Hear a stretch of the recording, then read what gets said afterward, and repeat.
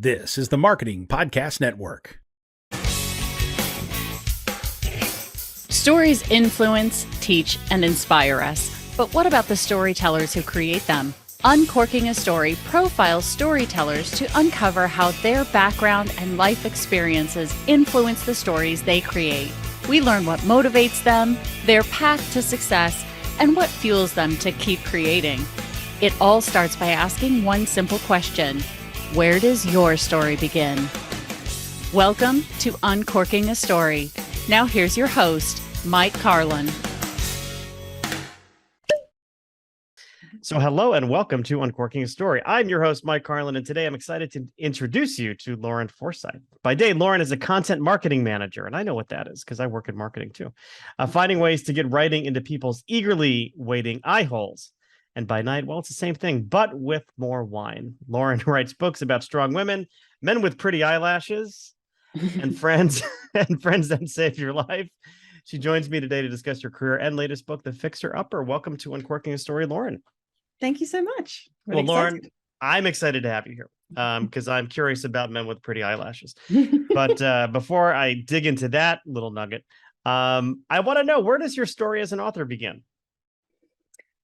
I think really as a kid, I think it starts with lists, which I think is a funny place for writing to start, maybe. But I love writing lists, and it's something I've done throughout my teenage years, particularly.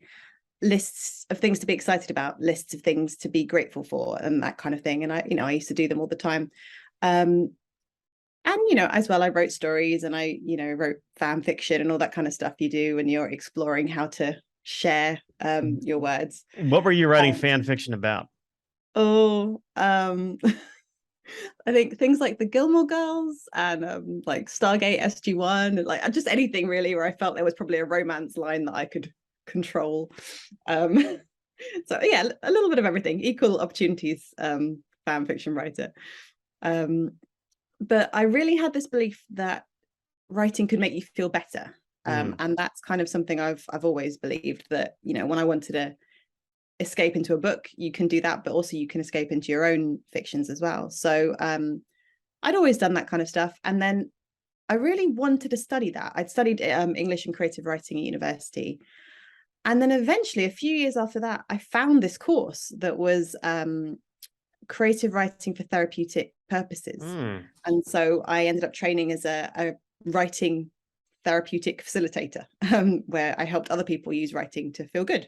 Yeah, that's amazing. So one of the questions that I always ask towards the end of our conversations, which I'll ask now, is in what ways is writing therapeutic for you?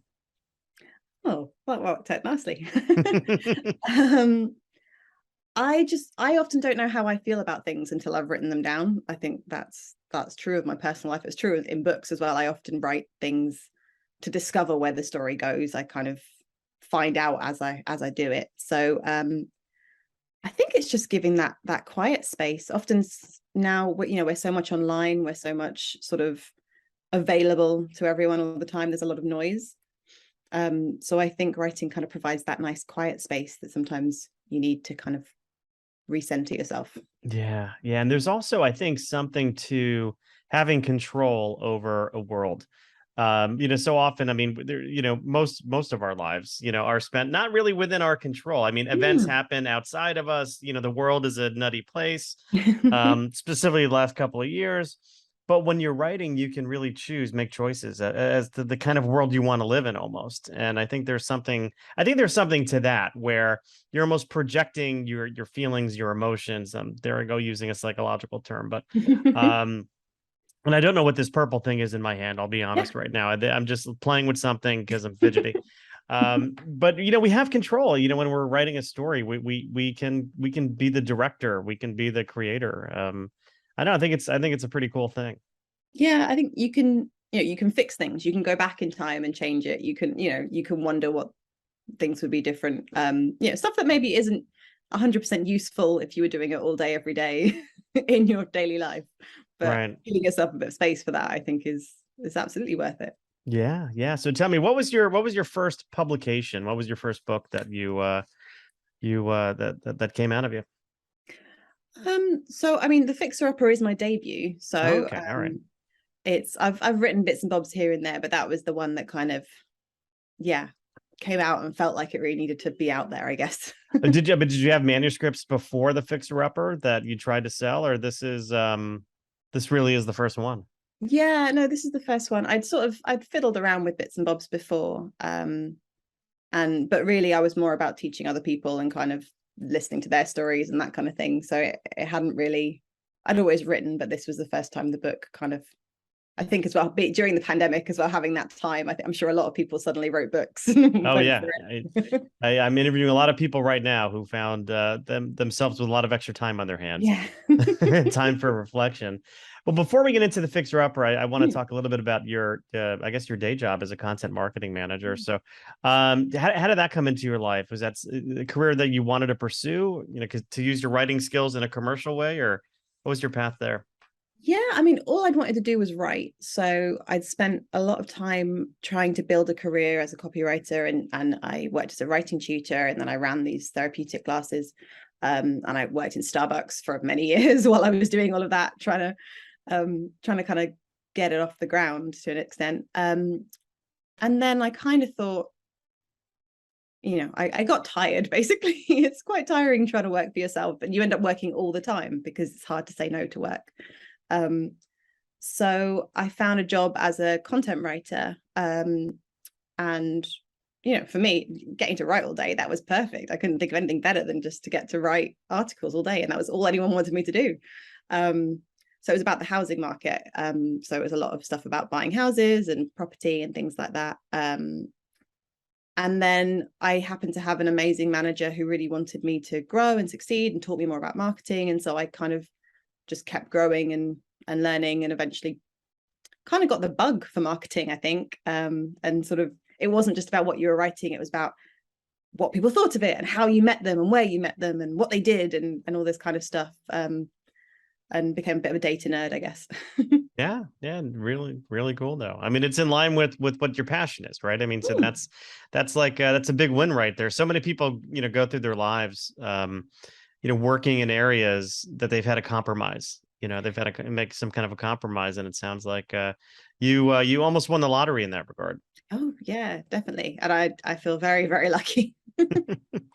Well, tell me, what can you tell me about the Fixer Upper? I'm curious to know more about this, your debut.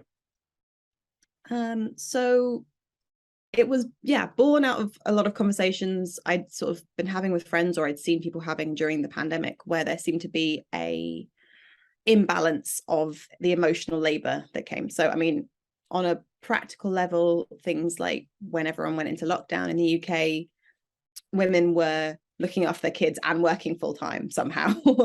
And it was just those sort of questions where I'd seen a lot of cartoons had come out about emotional labor, and different friends who had sort of bumped into exes who they'd put a lot of effort into, or basically seeing that you could have put a lot of effort into yourself over these years, and instead you've invested it in someone else and they're doing really, really well, and you're still stuck at home. I mean, we were all stuck at home. It was a pandemic, but I guess as well, seeing more things online like that, and where people were and what they were doing, it was easier to kind of get lots of inspiration from how people were interacting. Very cool. Very cool. And what was your path to publishing this one? How did that go? So yeah, I got my agent, Haley, who is amazing, and she kind of, I floated a few ideas. It takes me a while to get that real good hook.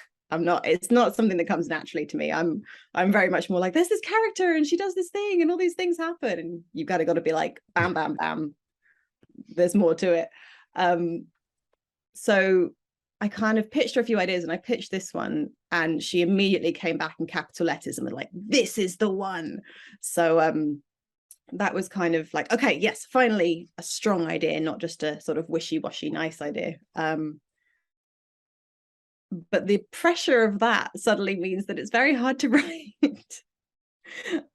So yeah, I wrote it. We went back and I think we went back and forth quite a few times edit wise, and then pitched it, and it got taken up by Putnam's in the US and by Piatkus in the UK, and then we did more edits. And so I think before it went out to publishers, I rewrote it from scratch 4 times. Wow. I literally just chucked it away, started again 4 times. Yeah. So did you had your agent before you had the idea for the book? Yeah, I pitched her on something else, and then we didn't go that way, and we started talking about this instead. So Okay, because it usually doesn't happen that way, right? I mean, it usually you have the manuscript, and then you're looking for the agent with the query process. But it seems like you there was something good enough in that initial idea you had that where she saw your potential. yeah, I was really lucky. She saw, I mean, I pitched something that was completely ridiculous. It was like it was completely different. It was like a thriller sort of thing. But I think she said she got a sense of my writing style at least, and then we sort of talked about turning that into something else, and then in the end we sort of scrapped it and sort of went with this. So I was really lucky she's kind of took a chance on me with that. Yeah, it was a bit of a different way of doing it. Yeah, but it's great. I mean, it's fantastic. Do you remember what your pitch was for the Fixer Upper, where she gave you those big screaming, "Yes, this is it. We're running with this one"? It was just what was it? If it was like, imagine if it was something about fixing up using up other people's time, but imagining if you had to fix up the one person you'd always thought was perfect, was kind of the idea. That the hook being that she's been doing this whole thing where she fixes up men, and improves their partner's lives for them, and then is faced with having to fix up this person that she'd loved when she was younger. Oh, interesting. Now, did he have pretty eyelashes? Oh yes. Oh, they all have to have pretty eyelashes. It's just a thing. It just seems to be that women spend a lot of money on mascara and things like that, and men seem to just have them naturally. My son was born with these huge eyelashes. God, what a waste. It's not fair. It's just not fair. Well, that sounds great. I'm very excited for you. But I do have some questions that I ask everybody, just to get to know my authors a little bit more. And you've already mentioned a couple, but I'm curious, what were some of your favorite TV shows when you were growing up? Oh, I mean, I guess Friends was probably that sort of era. My parents used to let me sneak back down after my brother had gone to bed so that I could watch it. Yeah, I mean, I watched loads of stuff. I mean, lots of sort of teen, like, the OC and Dawson's Creek and all that kind of stuff. Lots of like angsty teenagers talking too much. I'm a big Yeah. fan. Did you have one of the friends who you identified with more than the others? Probably Chandler. I love, there was always a sarcastic comment to be made, but I realize now, looking back, when you watch it again, you're like, God, that guy, that must be really annoying to be that person. So I hope I wasn't that person. Yeah, I love Chandler because he was so funny. He was so funny. But yeah, annoying too. And I thought Phoebe was, even though she played kind of ditzy, was probably, she's like one of the smartest people like on the planet, apparently, the actress. Oh. But for me, I think it's Ross. I think it's Ross because he was dopey, and I'm kind of dopey sometimes. Kind of just saying the wrong things. The We Were on a Break episode, I mean, is burned into my retinas forever. But very cool. Yeah, Friends. I love Friends. I love Friends. Great show. My kids. So I have 3 20-year-olds at home. We have triplets, and they all have binge watched Friends multiple times. So it speaks to that generation as well. Yeah, it's funny how it's come back around again, hasn't it? I think. Yeah, very much so. How about musical artists? What who were you listening to when you were growing up? Oh, growing up. I have to say, I remember being very annoyed that my parents didn't give me like a good grounding in music at all. So it wasn't until I met one of my best friends at secondary school, high school, and she gave me a mixed CD, and I didn't know until that point who the Beatles were until I was 60. Like, I really. Oh, your parents failed you. Very much. I mean, there was a lot of like 70s music, like not even rock and roll, just like, no, there was no good music. So mine was just pretty much whatever was on the radio at that point. And then once I'd met my friend, I got very into like, rock and roll and Elvis, and kind of basically went through a revival from the 50s through to Yeah. I had to kind of learn what I liked, but yeah, definitely love 50s rock and roll and all that kind of stuff. And then this book I wrote to like a lot of the Taylor Swift albums that came out during lockdown. Yeah, she was reissuing a lot of her earlier stuff, wasn't she, during lockdown? Yeah, it's really interesting to see how, like, yeah, just slight changes really sort of change the tone of a song. And I think she's such a great storyteller. I think like you can She's really hear the fantastic. stories. She's fantastic. I saw her. Have you ever seen her in concert? No, I was meant to, and then everything And went everything went to shit. strange. Um, yeah, I took my daughter, my son and daughter, and one of their friends to see Taylor. And we wound up getting floor seats like day of the show. We had terrible seats. And I said, you know what? Sometimes, our ticketing company, Ticketmaster here, they'll release a bunch of seats day of the show that go unsold. And so I picked up, much better seats. And it just so happens that she walked right behind us on her way from one stage to the other, and she shook all of our hands and gave us high fives. I was like dad of the year for for 20 minutes. And then I said something wrong. But she puts on she's an amazing performer and songwriter. And yeah, I love her. I'm very much obsessed. So yeah. Very jealous. You're a Swiftie. I believe that we all have inner children. How do you feed, if at all, your inner child? Oh, that's a great one. Well, I have a 6-month-old at the moment, so I am kind of in that child mode all the time anyway. So, but things like we got him a bubble machine, and like it is my favorite thing. This bubble machine brings me so much joy. Things like that are for kids. We have a light projector on the ceiling that my husband bought me, and it was for my birthday. This light projector on the ceiling to turn the flat into a disco. So I think just things like that where you get to be silly and be joyful. Going to the park and jumping on the trampoline and like dancing and being silly around loud music. And I think just doing silly stuff is probably how I feed my inner child. Yeah, I mean, at some point in time as adults, we lose, or many of us lose, the that like silly gene or that silly, and it's fun to be silly sometimes. I went to I was at a thing this weekend with some wellness coaches, and they had a disco dance party on Saturday night. And I'm like, there is no way I am dancing, with these strangers who are all self-actualized. And sure enough, I'm dancing, doing disco, and it's fun. Yeah. And it's fun to be silly sometimes. And we forget these things. Yeah, there's just so much joy to be had in like throwing away all the adult responsibilities for a bit. Yeah, I agree. So speaking of adult responsibilities, as a writer, how do you feel when you're staring at a blank sheet of paper or a blank computer screen? What does the blank page do for you emotionally? That's such a good question. No, I love it. Most of the time I love it. Most of the time it's opportunity, and it's, the chance to do something and freshness and newness. And for me, it's definitely a timing thing. Like if I've come to it too soon, I know like I can walk away and go, I'm not ready to tell this story yet. It's brewing and I'm in the ideas phase, but I'm not ready to put it down yet. And I know if I've started too soon and it just doesn't work and I chuck it away and I wait. So sometimes it's like catching a wave, like when you're surfing and you kind of got to wait for that wave to crest and then you're there. So I guess, yeah, it's the opportunity. It's that moment. I'm just waiting. I can sit with a blank page for a while and I can know that the wave will come, but I've just got to wait. And I think I just got the name of this episode, Catching a Wave. Catching a Wave with Lauren Forsythe. Yeah, it's the opportunity. Do you write from an outline or no? Is it more of a mental outline?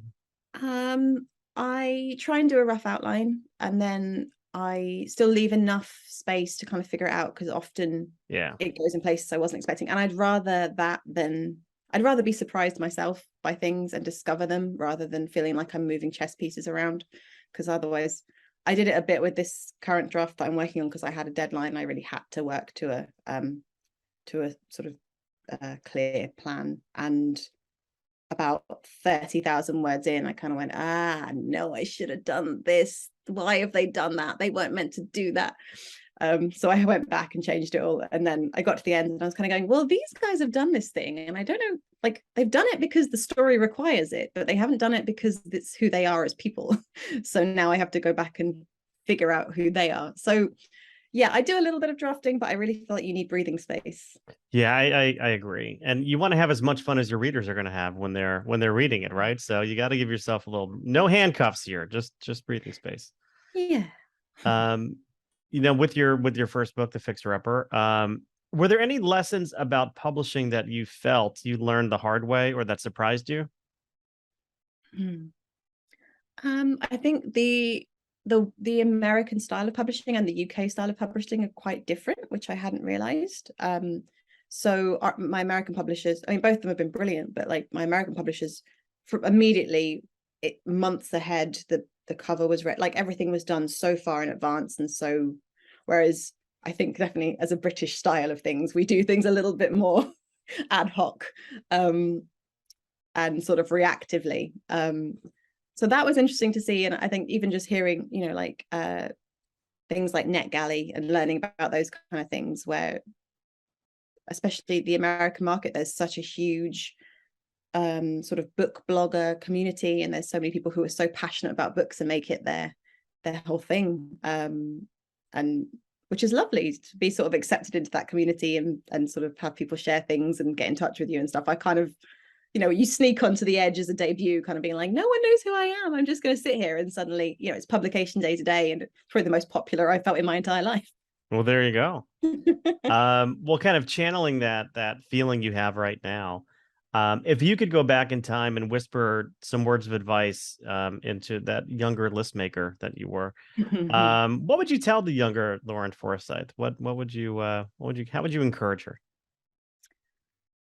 Oh, I think just stop caring what other people think. There's so much time wasted with doubt and fear and who are you and what does it say about you and what kind of book do you have to, oh, you're going to write a rom-com, really? Is that, are you not going to write the big literary opus of, I just think if I'd let go of all, especially having studied writing at university, where there is a little bit of sort of pomp and ego and very much literary style, if I'd let all that go and just been like, this is what I love to read, why wouldn't I write what I love to read? I may have done this 10 years ago.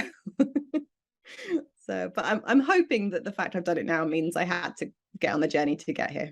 Yeah, very good. Well, we've been talking with Lauren Forsythe about The Fixer Upper and her career as a whole. Lauren, if people want to get in touch with you, do you have a website or social media that you could share with us? Yeah, sure. So I haven't got a website yet, but I am on Instagram and Twitter, Lauren Forsythe author. And I love to chat to people. So please come chat to me. There we go. And for all you listeners out there, I will put those in the show notes so you can easily find Lauren. Lauren, this has been a great conversation. Thanks for joining me on Uncorking a Story. Thank you so much.